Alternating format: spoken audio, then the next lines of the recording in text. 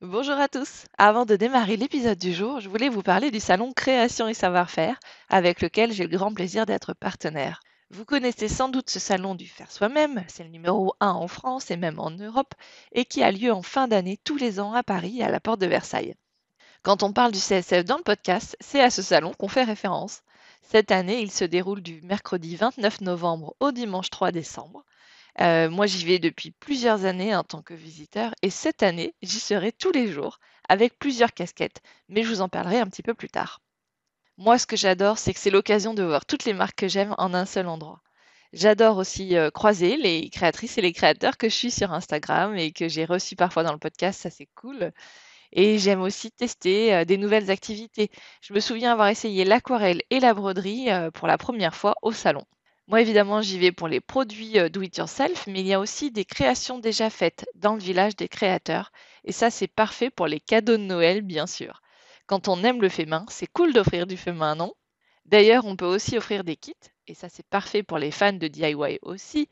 Et c'est également un chouette moment de rencontre avec les dizaines de créatifs qui sont là pour nous transmettre leur savoir-faire au travers de 1000 heures d'ateliers, avec par exemple des ateliers autour du papier, du patchwork, du crochet, des cyanotypes, des cosmétiques, des beaux-arts. Il y a une vingtaine de thématiques en tout, l'embarras du choix, quoi. D'ailleurs, il reste quelques places pour celui que j'anime sur l'entrepreneuriat créatif. Pour vous inscrire à tous ces ateliers et prendre votre billet d'entrée, je vous invite à aller sur le site création, au pluriel, savoir-faire.com. Je vous conseille de réserver votre journée entière sur place pour bien profiter du salon, car il y a vraiment plein de choses à voir. Et si vous hésitez sur la meilleure journée pour venir, sachez que le jeudi soir, c'est nocturne, en mode after work festif. Moi, j'y suis souvent allée sur ce créneau et c'est vrai que c'est très sympa. Et le dimanche, c'est la journée famille avec des ateliers enfants gratuits sur l'allée centrale et un tarif adapté. Et au fait, est-ce que vous avez vu ou plutôt entendu que j'anime désormais également le podcast Paroles créatives? C'est le nouveau rendez-vous audio qu'on a imaginé avec l'équipe donc du salon Création et Savoir-faire, rien que pour vous, pour prolonger toute l'année l'ambiance du salon, mettre une voix sur une marque qu'on adore, découvrir un créateur qu'on aime suivre au quotidien sous une autre facette, ou encore plonger dans les coulisses du salon. Il y a déjà plusieurs épisodes qui vous attendent et je vous donne rendez-vous un mardi sur deux pour les prochains épisodes. Chaque épisode dure entre 15 et 20 minutes, donc c'est hyper facile à caser dans nos emplois du temps. Et bien sûr, on ne s'arrête pas à la fin du salon, c'est un rendez-vous à l'année. Allez, place à l'épisode du jour. Bienvenue sur le podcast Fait Main, le podcast de la communauté DIY, dans lequel je vous emmène rencontrer des entrepreneurs créatifs. Je suis Mélanie Sénat et je suis ravie de vous accueillir sur mon podcast avec un nouvel épisode chaque samedi. Qu'ils créent avec du tissu, des pinceaux, du papier, de la laine, de la terre, des crayons, ces entrepreneurs créatifs partagent avec nous leur parcours, leur quotidien, leurs doutes, leurs succès et leurs projets. Ce qui a souvent commencé comme un loisir créatif s'est transformé petit à petit en un métier et découvrir leurs coulisses est un régal pour notre inspiration. Aujourd'hui, c'est ma conversation avec la douce Émilie de La Petite Russe que je vous propose. Elle nous parle de créativité, d'Inktober, de sa pratique de la peinture et de l'illustration, de ses inspirations et de l'équilibre qu'elle a trouvé aujourd'hui entre son emploi salarié à temps plein et sa boutique en ligne.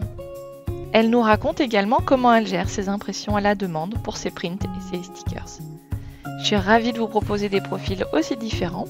J'aime savoir que ces différentes personnalités que nous découvrons ensemble vont soit vous faire découvrir des points communs avec vous, soit vous montrer d'autres horizons. Vive la diversité! Bonne écoute! Bonjour Émilie, je suis ravie de t'accueillir sur le podcast Fait Main, bienvenue! Merci, bonjour. Alors, est-ce que tu peux te présenter en quelques mots, s'il te plaît, Émilie? C'est pas Ouais, facile. c'est toujours difficile. Ouais. Je suis Émilie, je vis en Touraine. Je fais beaucoup de choses différentes avec mes mains. Et j'ai un enfant, j'ai des animaux et j'essaye de vivre un petit peu de ce que je fais avec mes mains parce que sinon ça s'accumule. Voilà, en fait, c'est démarré de ça. Et voilà, je sais pas trop quoi dire de plus. Alors, je crois que t'es pas à temps plein sur ton activité créative, c'est un à côté, un projet, un side project, comme on dit parfois. Ouais, c'est ça. Et donc, tu as un emploi salarié. Oui, Oui, parce que je suis très anxieuse, donc j'ai peur que ça marche pas. Ouais. Donc aujourd'hui, tu arrives à générer des revenus de cette activité créative. Oui. Et est-ce que vu que tu parles d'anxiété, ça veut dire que aujourd'hui, vu le temps que tu y passes et les revenus que ça génère, ça ne suffit pas.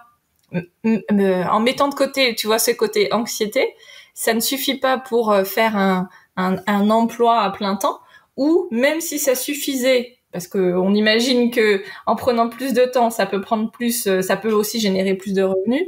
Donc même si ça suffisait, tu voudrais quand même avoir un à côté salarié. En fait, je pense que je pourrais en vivre. Là, actuellement, j'ai un 35 heures, donc c'est même pas un mi-temps. Hein. Je travaille un travail salarié à 35 heures dans une entreprise. Moi, je travaille juste à côté de ma maison, donc je rentre le midi, j'ai du temps le midi pour moi, j'ai du temps le soir aussi parce que du coup, j'ai pas de trajet vraiment. Et ça me permet de peindre et de faire ces petites choses, mais par contre, j'ai mon crédit maison sur le dos.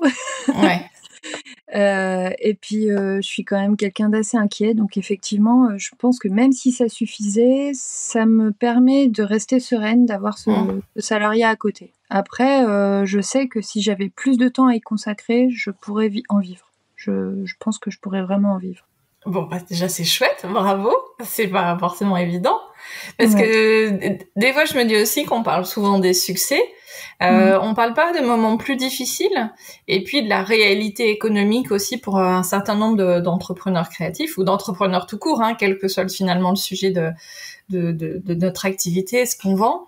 C'est vrai qu'on peut se dire aussi que parfois le contexte n'aide pas du tout à se lancer, mais finalement, je sais pas s'il y a un bon moment pour se lancer.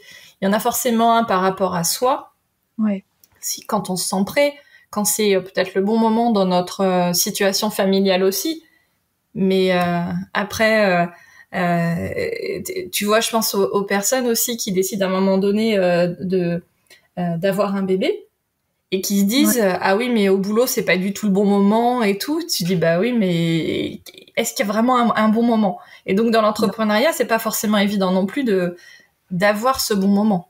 Ouais, je pense que c'est pareil en fait. C'est-à-dire que c'est est-ce que on a suffisamment d'aplomb et de confiance pour se lancer et pour se dire ça va marcher, là c'est bon, je le sens que j'ai l'énergie aussi pour mettre tout en place et pour pouvoir être à fond dedans. Mais je pense qu'il faut aussi se sentir soutenu à côté. Il faut avoir autour de soi des gens qui pensent que ça va marcher. Parce que ça peut aider beaucoup aussi, je pense, à se sentir assez à l'aise pour pouvoir tout mettre en place. Alors moi, je suis soutenue, hein, c'est pas le problème, hein, mais c'est moi le problème. Et à contrario, quand on se sent pas soutenu, ça peut freiner aussi parce que typiquement dans les lancements d'activités, on a aussi besoin de beaucoup de temps de travail, et donc si on doit sans cesse avoir des remarques désobligeantes de la part, ça peut être des enfants, hein, je pensais aux conjoints, mais ça peut être aussi les enfants. C'est pas, ça fait un beau caillou dans la chaussure. Eh ben non, moi mon conjoint me soutient beaucoup. D'ailleurs, lui il comprend pas que je me sois toujours pas lancée à plein temps sur ça. Lui, il y croit depuis toujours. Et ma fille aussi, hein, ça c'est vraiment pas un souci, mais c'est vrai que je suis vraiment quelqu'un d'anxieux. Moi j'ai peur de pas avoir d'argent pour vivre, j'ai peur de pas pouvoir payer la maison, les études, tout ça. Donc là ouais, c'est rassurant parce que j'ai mon petit... ça te fait une sécurité. Ouais. Je suis en sécurité, j'ai la sécurité sociale aussi, j'ai les choses qui font que j'ai pas à me prendre la tête. Ce revenu-là, il est en plus. Ça nous paye des choses qu'on ferait peut-être pas forcément sinon. Bah, c'est chouette. Et c'est vrai que c'est cool. Ouais. Alors, avant de rentrer un petit peu plus dans ce que tu fais, parce que alors c'est ce qu'on disait avant de démarrer, hein. Moi, ce que j'aime, c'est des conversations simples, voilà, comme si on était entre copines et vous buviez votre thé avec nous, etc. Et donc des fois, c'est un peu décousu. J'ai pas démarré par qu'est-ce que tu fais de tes 10 doigts, etc. Ouais. Et on est rentré parce que voilà, c'est le fil de la conversation qui m'emmène souvent sur des questions et qui sont pas forcément chronologiques. Mais juste pour finir sur un petit peu là ton activité au sens large aujourd'hui, tu fais quoi comme métier? Alors, en salariat? Oui. Oui, alors je suis infographiste et D'accord. opératrice PAO, c'est-à-dire qu'en gros, je prépare pour le service marketing d'une entreprise tout ce qui est catalogue, les fiches produits, je m'occupe de retoucher des photos, je fais de la photo, je fais de la vidéo. Voilà. Ok. Avant, j'étais animatrice d'atelier chez Cultura et j'y suis restée 10 ans. Et tu envisagerais de prendre un temps partiel pour réduire un petit peu? Ouais, ça c'est quelque chose que tu envisages. Ouais. Si jamais je tombais sur soit l'occasion là où je travaille de le faire, ou alors une autre entreprise qui pourrait m'intéresser, je pense que je le ferais. Ouais, ok. Alors, maintenant, donc on rembobine un petit peu en arrière. D'où te vient... alors, qu'est-ce que tu fais déjà aujourd'hui? Donc évidemment, je t'aurais présenté dans l'intro, mais avec tes mots, voilà, qu'est-ce que tu fais autour de la peinture? Alors aujourd'hui, je fais des illustrations et je fais beaucoup de croquis dans des carnets, des choses comme ça, et je fais de l'aquarelle, je fais de la gouache, je commence la peinture à l'huile. J'en ai pas beaucoup fait.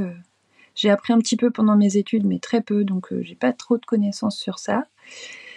Et je suis pas une grande fan de l'acrylique. Voilà. Mais en général, j'aime la peinture et j'aime les crayons de couleur, les choses comme ça. D'accord. Et alors, qu'est-ce que tu as fait comme études? J'ai fait des études d'art plastique. D'accord. J'ai fait 2 masters d'art plastique. D'accord. Ouais, je pense pas qu'on pouvait parler jusqu'en master. Enfin, je suis pas très calée dans les études d'art de manière générale. On peut aller, en fait, oui, tous les niveaux.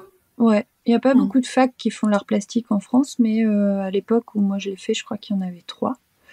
Et j'ai été jusqu'au master et c'était intéressant, c'était chouette. Ouais. Et alors pourquoi 2 masters différents? Parce que le premier, c'était un master en recherche et ça m'apportait pas grand-chose pour travailler.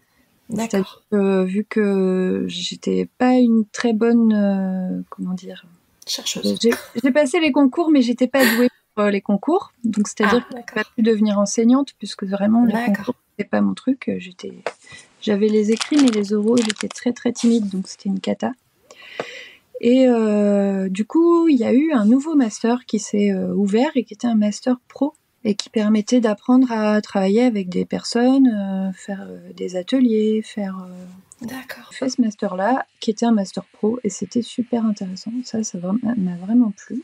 Et du coup, c'est pour ça qu'après, j'ai fait des ateliers, des choses comme ça. D'accord, oui, c'était ça le lien, et c'est comme ça que tu as démarré à travailler chez Cultura. Et ben, avant Cultura, je faisais déjà des ateliers, mais dans une association. Je donnais des cours de dessin et de modelage de poterie. D'accord. Voilà. Ok, très bien.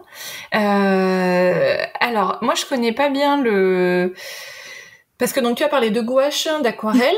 Ouais. Donc l'acrylique, non, c'est ça, hein? J'aime pas trop l'acrylique. Voilà, que t'aimes pas. Et la peinture à l'huile, c'est celle qui, effectivement, vu que c'est de l'huile, y a pas d'eau, c'est quoi le liant ou le truc pour nettoyer ton pinceau et tout ça, là, je connais pas. À l'origine, je crois que j'en ai chez moi. Ouais, t'en as? Ouais, j'en ai chez moi parce que une amie de la famille nous en avait offert pour les filles. Mais justement, il y a un certain ingrédient où je retrouve plus le nom que je n'ai pas, et donc à chaque fois mes filles, je dis bah non, vous pouvez pas faire de la peinture à l'huile parce qu'on n'a pas ce truc-là. Alors en fait, c'est de la térébenthine. Je crois que c'est ça. Oui, c'est ça. Il y en a qui utilisent du white spirit. Moi, j'ai acheté de la peinture à l'huile qui s'utilise avec de l'eau. Donc ça, c'est des choses qui n'existent pas depuis des lustres, mais je suis sensible aux odeurs et du coup j'avais pas envie d'avoir chez moi quelque chose qui sent très très fort et qui sent pendant tout le séchage dans ma maison, parce que mon atelier il est dans ma maison, donc je voulais qu'on puisse continuer à circuler dans la maison, laisser les portes ouvertes si on a envie, voilà. Donc j'ai de la peinture à l'huile qui est miscible à l'eau, donc à la place de la térébenthine c'est de l'eau. Par contre on a toujours aussi l'huile. C'est-à-dire qu'on peut mélanger avec un peu d'eau pour faire les premières couches, mais après, il faut rajouter de l'huile dans la peinture. Et là, l'avantage, c'est quand même qu'on peut nettoyer les pinceaux à l'eau savonneuse, et ça, on gagne un temps fou, et surtout, ça sent pas mauvais. D'accord. Mais alors, à l'huile, c'est de l'huile spécifique, ou tu mets de l'huile de tournesol, d'olive, Alors en vrai, je pense qu'on pourrait, mais c'est des huiles cicatives, c'est-à-dire que c'est des huiles qui vont s'oxyder et en s'oxydant, elles sèchent en fait. C'est pas un séchage par évaporation comme on a avec toutes les autres peintures. Là, c'est un séchage par oxydation. C'est-à-dire c'est l'oxygène qui va venir faire sécher la peinture. Ok. Alors moi, ça m'intéresse beaucoup tous ces trucs-là, les pigments, les liants. J'aime beaucoup lire sur ces sujets-là. D'accord, ok. Eh ben, très bien.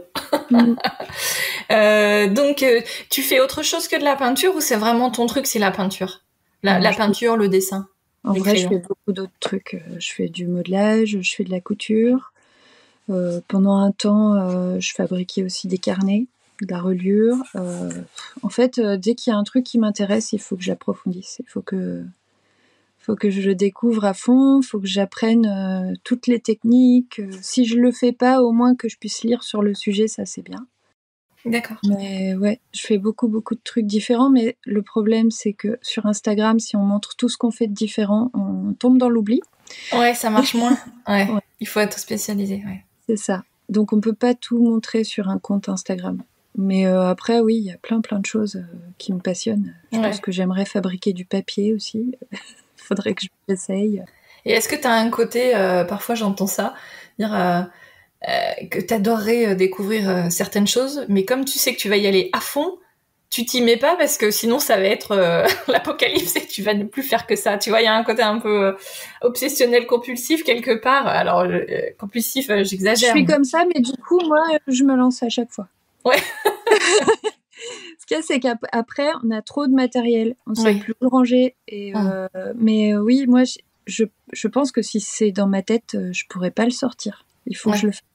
Du coup, c'est comme ça que c'est venu la peinture à l'huile. Ce qu'il y a, c'est que ça demande quand même plus de mise en place et de rangement que l'aquarelle, par exemple, ou la gouache, c'est vite rangé, en fait. Et c'est pour ça que j'en fais moins, en fait. Et pourquoi ? Parce que tu as besoin de plus de choses ?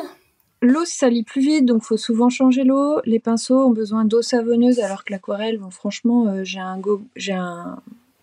pot pour laver mes pinceaux, mais j'ai un autre pot après sur mon bureau où vraiment j'ai de l'eau très propre. Je les rince bien et ils peuvent attendre le lendemain. Enfin, je trouve que l'aquarelle, par exemple, c'est hyper rapide pour s'installer et pour arrêter. Ouais.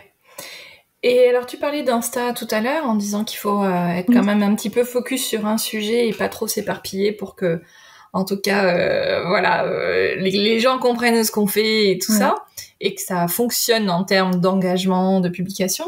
La mode a été beaucoup ces dernières années à l'aquarelle. Et effectivement, moi, ce que j'ai l'impression d'avoir plus vu sur ton compte, c'est plutôt de la gouache ou de l'acrylique. Après, je suis pas sûre de faire la différence vraiment. Pas de l'acrylique, la peinture à l'huile. Si la peinture à l'huile, il y a un côté plus texturé encore que la gouache. Ouais, c'est beaucoup plus épais. La gouache, ça se travaille avec l'eau, donc c'est un peu comme l'aquarelle, mais on va pouvoir plus opaque. monter dans les épaisseurs. On va pouvoir recouvrir, en fait. À l'aquarelle, on peut pas vraiment recouvrir. On va avoir de la transparence à chaque fois qu'on fait une couche. À la gouache, on va pouvoir recouvrir. La peinture à l'huile permet les deux. C'est-à-dire qu'on peut travailler très en transparence ou alors on peut travailler aussi très opaque. D'accord, ok. Donc, les deux sont possibles. Est-ce que le fait que sur Insta, on voit beaucoup de comptes d'aquarelle, ça t'a aussi incité à dire, bah, moi, j'aime bien aussi l'aquarelle, mais du coup, je vais davantage mettre en avant mes travaux, mes peintures avec d'autres médiums? On va dire que oui. En fait, c'est vrai qu'on voit beaucoup d'aquarelles. Et moi, ce que je me suis dit, c'est si je fais de l'aquarelle sur Instagram, j'ai pas forcément envie de faire des couronnes de fleurs ou des bouquets ou des choses comme ça, parce que effectivement, on en voit beaucoup. Alors, j'aime beaucoup les voir, j'aime beaucoup les faire aussi. Hein, mais si j'en fais, je vais pas forcément poster ça pour me différencier. Mais après, c'est vrai que moi, j'aime beaucoup peindre des animaux. Oui. Donc, j'ai tendance toujours à mettre des animaux dans ce que je fais. Et après, j'ai pas forcément choisi de me différencier par la gouache ou par l'huile. C'est plutôt des moments où, en fait, c'est une obsession. Je fais ça. Donc, je vais faire de la gouache pendant un certain temps. Je vais avoir envie que de la gouache. J'aurais beau sortir l'aquarelle, j'aurais pas envie de le faire. Et puis, je vais avoir des moments comme ça aussi avec l'huile. Et puis là, en ce moment, j'ai envie de faire de l'aquarelle. Donc, je fais de l'aquarelle. Ouais, d'accord. Et je sais plus si tu as fait Linktober cette année. Alors, je le fais plus parce que à cause du salariat. Ouais, Voilà. ça prend beaucoup de temps. Ouais, c'est tous les jours faire une belle illu qu'on puisse poster sur Instagram et qui soit quand même qualitative et puis en plus si on poste pas de vidéo, c'est pas tellement vu. Je me suis dit bah non, je peux pas faire Inktober, donc je vais faire une liste à moi. Donc les autres années, je faisais des listes plus longues, hein, j'avais des listes d'environ 12, entre 10 et 12 thèmes. Et cette année, j'en ai mis que 4. D'accord. Parce que maintenant je gère un site. Donc j'ai des commandes. Le soir, j'ai pas toujours le temps de peindre. Des fois, il faut que je prépare des commandes. Donc je me suis dit 4, c'est bien, ça me fait un dessin sympa par semaine à préparer. J'ai le temps de le filmer, de monter la vidéo, de poster le dessin et la vidéo et de préparer mes commandes. Voilà. Ouais. Donc je suis contente parce que j'ai réussi à aller au bout.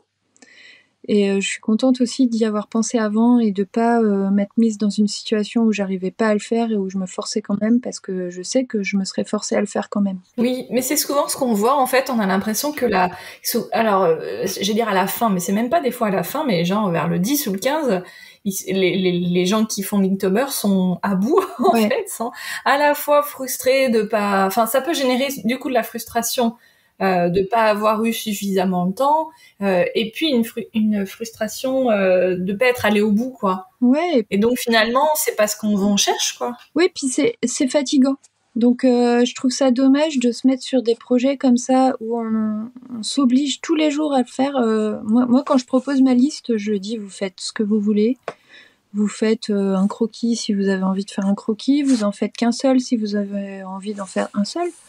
Mais faut pas s'imposer un rythme qu'on peut pas tenir en fait, parce que si je faisais ça à mon compte et que j'avais tout le mois pour dessiner tous les jours, bah je pourrais le faire. Mais en vrai, je pense qu'une illustration entière par jour, je m'épuiserais quand même. Ouais. Donc je préfère des trucs du type projet de 100 jours que j'ai déjà fait plusieurs fois, où on n'a pas vraiment de date, on fait un peu comme on veut, et puis ça s'arrête quand on a fait les 100. Mais on peut faire des pauses, on peut se dire bah non, aujourd'hui vraiment j'ai pas envie, puis il y a des jours on arrive à en faire 2 quoi. Enfin Ouais. Après, le but d'un challenge comme ça aussi, c'est finalement d'arriver un petit peu à être poussé dans ses retranchements. Donc ça peut être intéressant de ce côté-là. Je pense à Anne-Lise de Rose de Biboun, qui avait fait à partir, je sais plus à quelle période de l'année c'était, mais c'était il y a quelques mois, avait fait à partir d'un morceau de gomme qu'elle utilise pour graver, elle avait fait plein de dessins différents.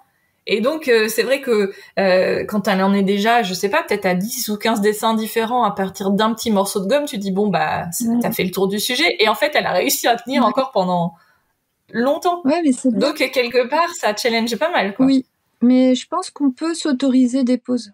Je pense que ça marche quand même. Le challenge et le fait de se pousser et de découvrir des choses, ça fonctionne même si on se dit bah non, le week-end je le fais pas par exemple. Ouais.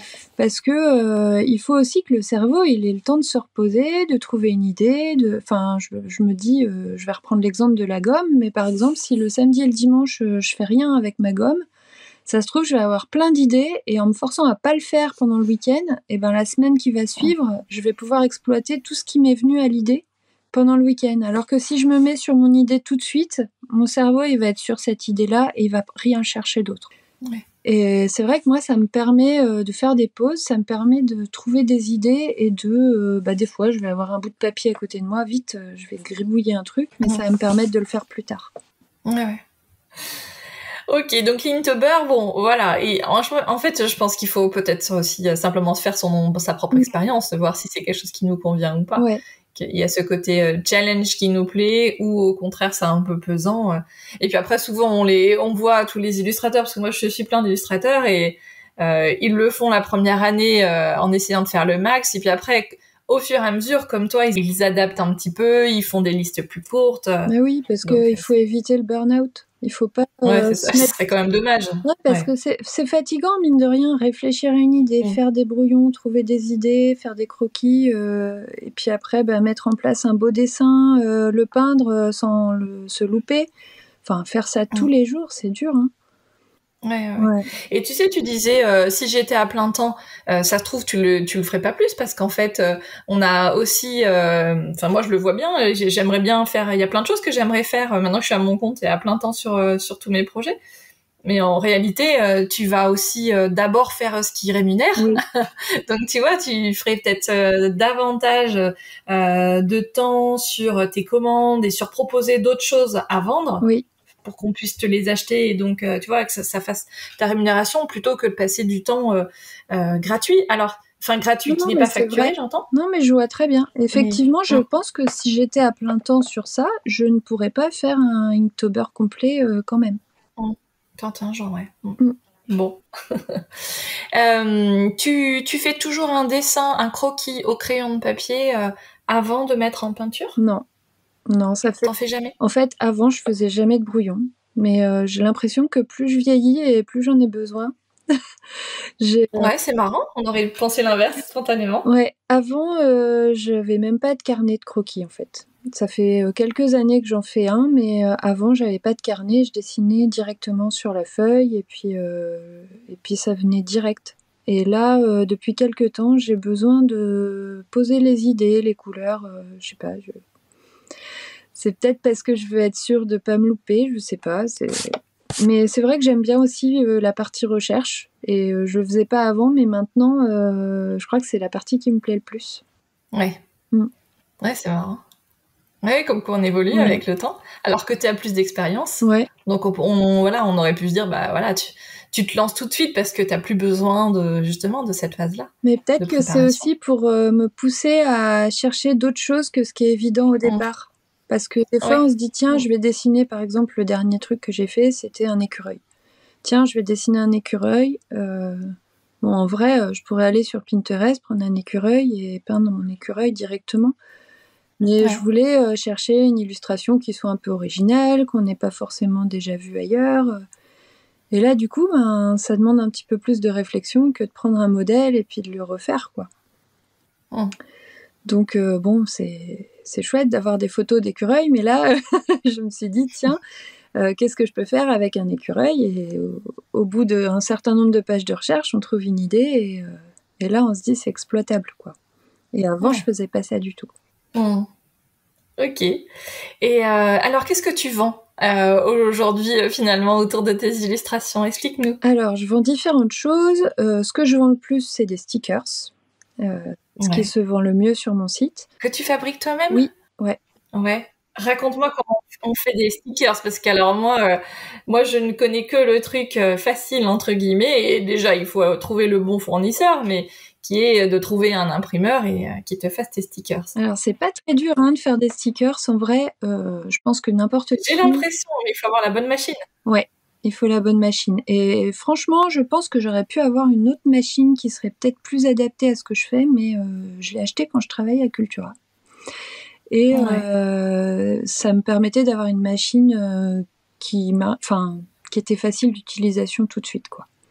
Donc j'ai une Cricut et j'ai une imprimante. L'Explore ou la Maker ? J'ai la Maker, mais j'ai la première. Ils en ont sorti une autre depuis, mais qui me serait pas très utile, donc j'ai pas souhaité changer de machine. Parce que la nouvelle, en fait, elle fonctionne sans tapis. Mais moi, j'utilise très peu les rouleaux qu'ils y vendent. Pour la Cricut, par exemple, c'est des rouleaux de vinyle ou de flex. Et ça, moi, je m'en sers pas. En vrai, ma Cricut, elle découpe juste mes stickers. Donc, en vrai, j'aurais pu juste acheter la Explore, ça aurait suffi. Ouais. Donc, tu commences par les imprimer. C'est ça que tu disais, que tu avais une imprimante aussi ? Ouais, j'ai acheté une imprimante pro il y a 1 an pour pouvoir faire justement des stickers et des prints à la maison. Parce que je voulais pas commander du stock et puis me retrouver avec du stock que je vends pas. Donc, je me suis dit, j'investis et puis je ferai à la demande. Donc j'en fais toujours un pour essayer, ou plusieurs si ça rend pas comme je veux. Et puis après, quand je le mets en vente, c'est à la demande. Ouais, d'accord. Voilà. Donc pour finir sur les stickers, tu fais donc ton impression sur ton imprimante et sur le Design Space, tu fais ton gabarit pour que ça découpe aux bons endroits de ta planche de stickers. C'est même plus simple que ça. En vrai, je prépare mon dessin. Donc par exemple, si j'ai dessiné, on va reprendre l'écureuil. Je vais prendre mon écureuil et je vais préparer à l'avance, par exemple dans Procreate, je vais le détourer, je vais enlever le fond et je vais faire un petit tour blanc autour. Je vais le préparer à l'avance parce que je trouve ça plus simple que quand je demande au design space de le faire. Quand je demande au design space de le faire, ça m'arrive d'avoir des décalages, alors que quand je fais comme ça, j'en ai jamais. Donc mon dessin est déjà prêt avec le petit contour soit blanc soit d'une autre couleur autour pour pouvoir le découper. Et ensuite... Mais excuse-moi, ton dessin, tu l'as fait sur Procreate directement? Non, je vends que des dessins que j'ai fait à la main. Ouais, à la main et après tu scannes. Ouais, c'est ça. Ok. Et du coup, après, on le rentre dans le design space, on enlève le fond, qui est souvent, moi, si je l'enregistre dans le bon format, j'ai déjà pas de fond. Et ça va tout de suite me mettre le cadre autour pour que la machine détecte où est mon stickers quand je découpe. Ça se fait tout seul. Ça, c'est trop bien. Ok. Et après, du coup, comme tu disais tout à l'heure, tu te sers de la Cricut uniquement pour pré-découper? Alors, je les découpe soit en entier si c'est des grands stickers, soit je fais une découpe à ce qu'on appelle à mi-course, c'est-à-dire qui va découper seulement le vinyle et pas la page qui est derrière. La feuille. Voilà. Pour les planches de stickers, attention à fournir quelque chose qui se décolle en fait. Oui. Ce qui est pas forcément toujours évident. J'ai déjà acheté des stickers où c'était un peu... Ouais. Donc bon, ça se teste. Il faut que la lame soit en bon état. Parce que cette découpe-là, si la lame est en mauvais état, ça marche pas bien. Ouais. Ok, donc planche de stickers ou stickers déjà découpés. Du coup, tu imprimes au fur et à mesure à la demande. Tu te fais quand même un petit stock genre 5-6 quand tu lances une. Oui. Ouais, pour pas... Oui, parce que en fait, souvent sur mon site, il y a un courrier du mois. Je fais un courrier mensuel où il y a il y a plusieurs types de courriers en fonction des revenus des gens parce qu'ils vont pas pouvoir tous acheter le plus cher. Donc soit un tirage et un stickers, soit un tirage et 2 stickers et un petit livret où je propose des petites activités pour peindre à la maison, voilà, sur les sujets, le sujet qui est sur le tirage, quoi. Donc là, je donne des idées de croquis à faire, des petites astuces pour peindre, des idées de palettes, des choses comme ça. Ok. Et comment ça t'est arrivé cette idée de courrier? Parce que ça ressemble assez au fonctionnement de Patreon et compagnie, un petit peu, c'est ça. D'avoir donc c'est un soutien. C'est vrai que c'est assez courant chez les illustrateurs, donc d'avoir un soutien financier en contrepartie. Alors ça devait être soit des contreparties digitales, soit physiques. Donc là, c'est physique. Mais toi, tout se passe sur ton site. Tu n'utilises pas du tout Patreon. En fait, au début, j'avais mis en place un compte Patreon. Et j'avais des personnes qui s'étaient abonnées. C'était pas mal. Je trouvais ça chouette. Sauf que j'ai beaucoup peiné à créer du contenu digital en plus de celui que je faisais déjà pour Instagram. Sur Patreon, pour les personnes qui s'abonnaient sans contrepartie par la poste, en fait. Physique, Voilà. Et je me suis dit, je vais pas y arriver. Ça va pas le faire. Et puis, je me suis dit, le mieux, c'est que je continue à proposer mon contenu gratuit sur Instagram, c'est-à-dire mes petites vidéos, mes petites photos, de temps en temps, un petit tuto. Et puis, pour ceux qui peuvent, proposer des choses à vendre sur un site et pourquoi pas imiter Patreon en proposant quelque chose qui est récurrent, c'est-à-dire sur mon site, on peut aussi s'abonner. Mais en vrai, j'ai beaucoup plus de gens qui l'achètent tous les mois sans s'abonner et qui reviennent quand même tous les mois. J'ai quelques personnes qui sont abonnées depuis le début et tous les mois, j'essaie de proposer quelque chose. Voilà. Et je me suis dit, l'avantage de ne pas passer par Patreon, c'est que tous les frais sont centralisés sur le même site. C'est-à-dire que moi, je paye mon hébergement. J'ai des frais si les gens payent sur PayPal. J'ai aussi des frais si les gens payent par Stripe. Et ça s'arrête là. Ouais. Voilà. Alors Stripe, c'est pour le paiement par carte bancaire. Oui, c'est ça. Ouais. Et c'est vrai que Patreon, je me souviens plus des frais qu'ils prennent. Mais par exemple, moi, sur Tipeee, qui a un fonctionnement... dans les grandes lignes, c'est la même chose. Sur Tipeee, je crois que c'est 8%. Ouais. Spontanément, j'ai envie de dire 8, mais je sais pas si c'est pas un peu plus même. 8%, sur lesquels, évidemment, comme pour toutes les ventes, il faut déduire il faudra payer des cotisations sociales dessus. Donc l'URSSAF, voilà, en fonction entre 10 et 20% pour faire simple, Ouais, selon si on vend des marchandises ou si on vend du service. c'est ça. Et donc, effectivement, il y a un moment donné, il faut quand même arriver à faire un peu de volume pour que ça vaille le coup. C'est ça. Aujourd'hui, toi, tu trouves que ça vaut le coup de faire tous ces... Alors, j'allais dire efforts. C'est pas forcément effort parce que, en fait, tu prends du plaisir à faire ça. Ouais. Alors, ça vaut le coup et il y a des mois où ça vaut pas le coup. Ouais. Disons que ça vaut le coup parce que le fait de vendre, on se sent soutenu et ça valorise en fait. Le fait de voir que ça se vend, ça donne le sentiment de faire quelque chose qui a de la valeur. Voilà. De faire quelque chose qui a du sens aussi. Il y a des gens qui me disent « Ah, j'aime beaucoup voir tes vidéos parce que ça me calme. » ou voilà. Et ça fait plaisir en fait. Et puis le fait que ça soit pas toujours rentable, en fait, c'est pas très grave. Parce que ça me permet quand même de toujours renouveler mon matériel si j'en ai besoin. Enfin, j'arrive à tourner quand même. Et je me dis que si je vendais pas, il y a des mois où je pourrais pas acheter de matériel, où je pourrais pas forcément continuer.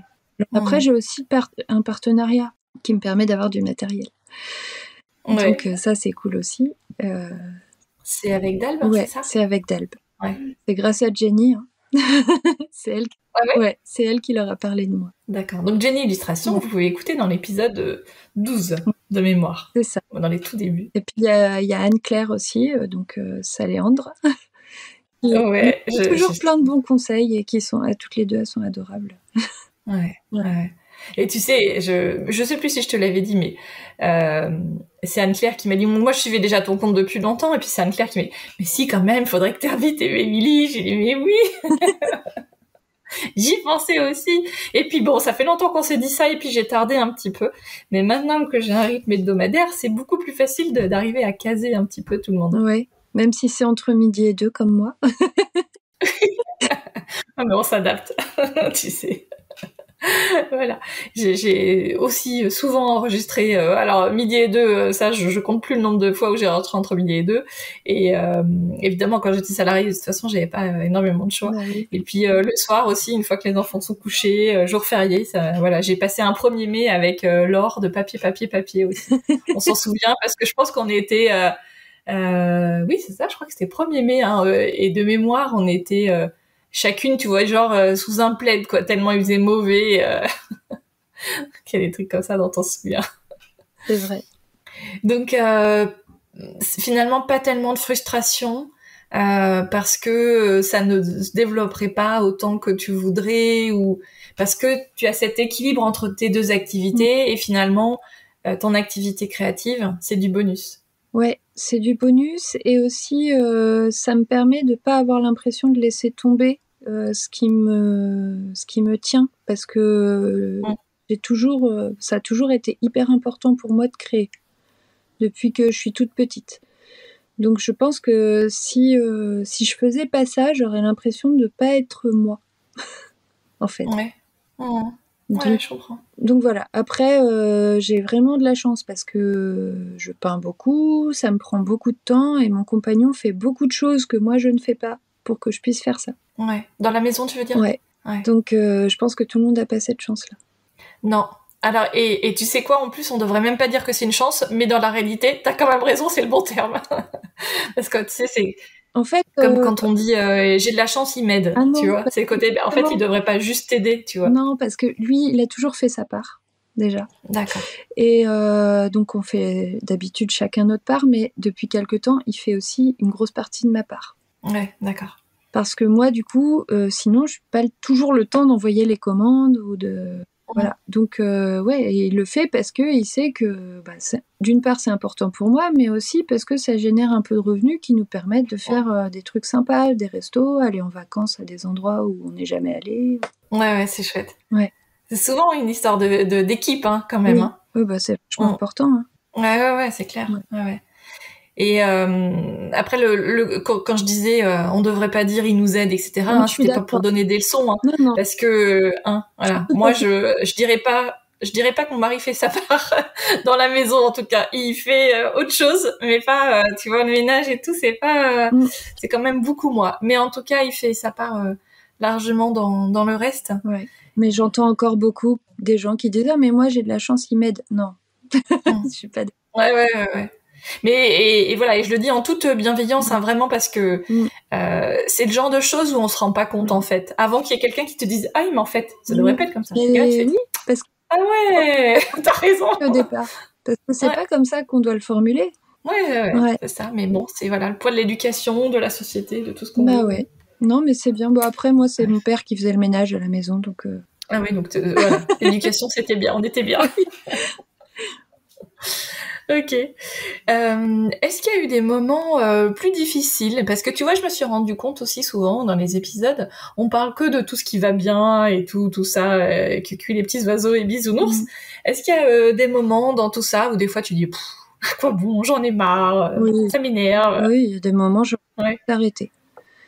Ou de tout modifier, ou d'arrêter le site internet et de mettre autre chose. Ou il y a des moments où puis après je me raisonne un peu, je me dis on peut pas tout arrêter d'un coup.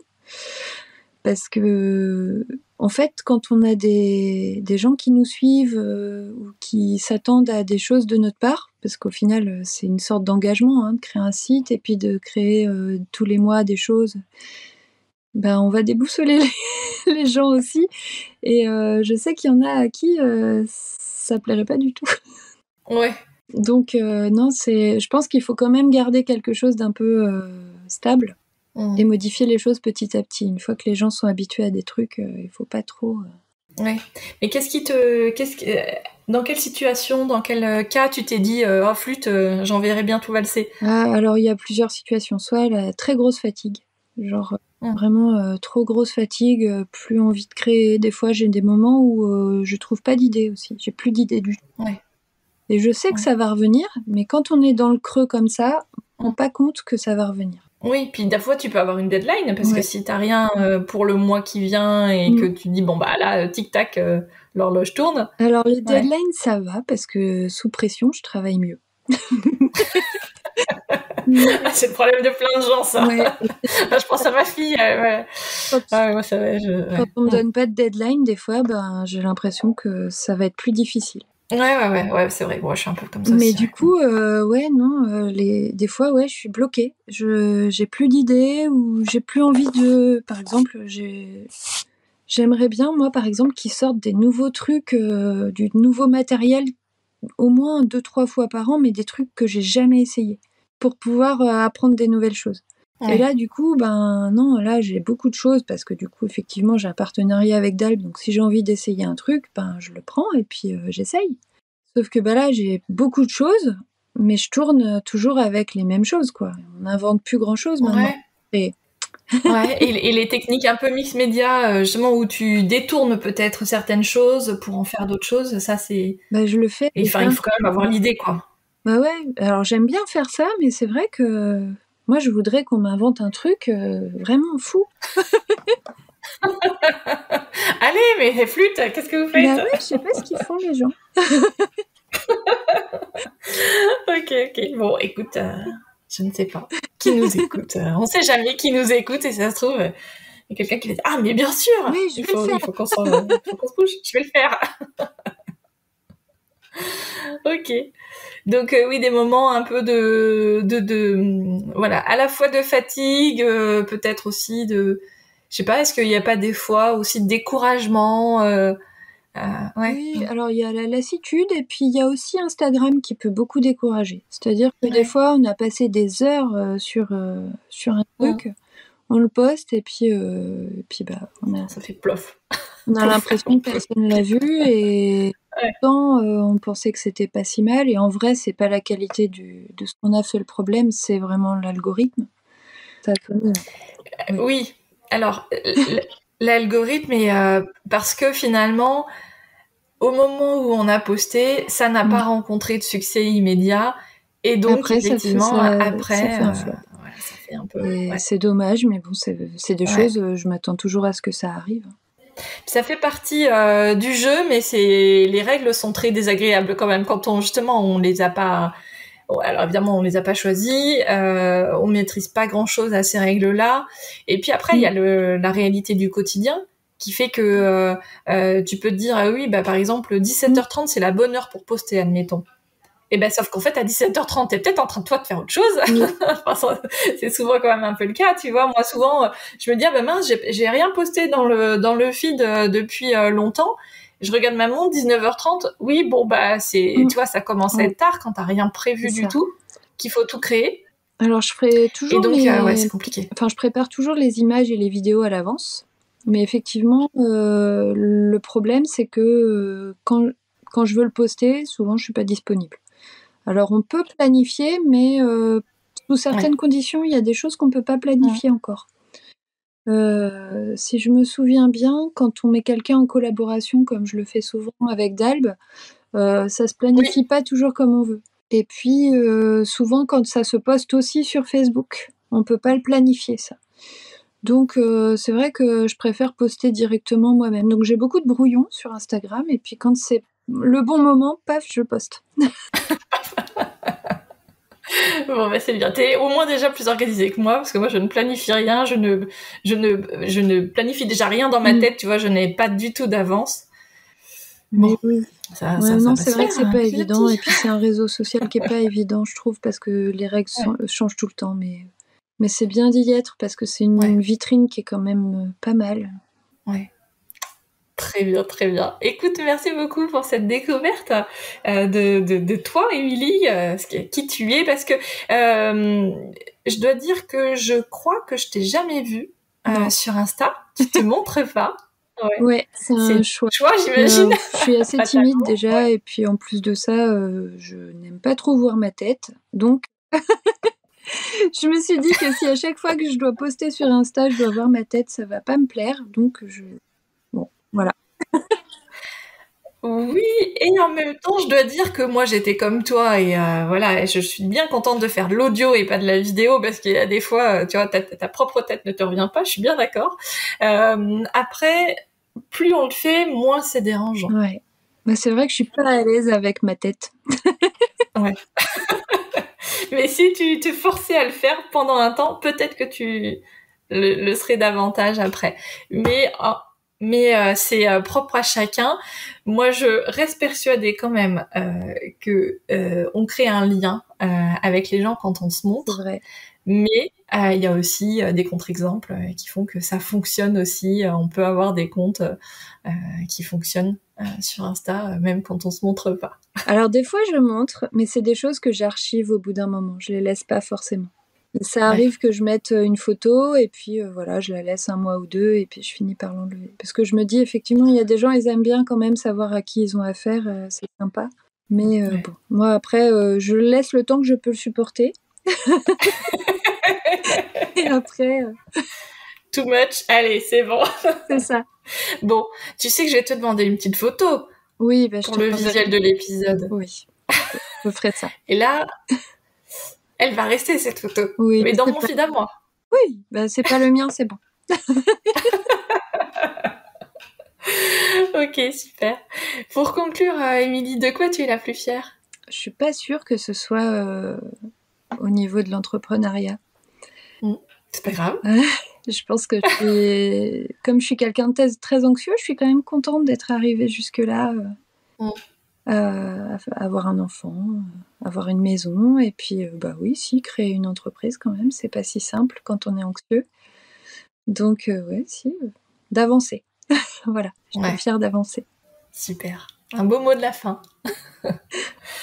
Merci beaucoup, Émilie. Merci à bientôt. À toi, à bientôt. Merci beaucoup.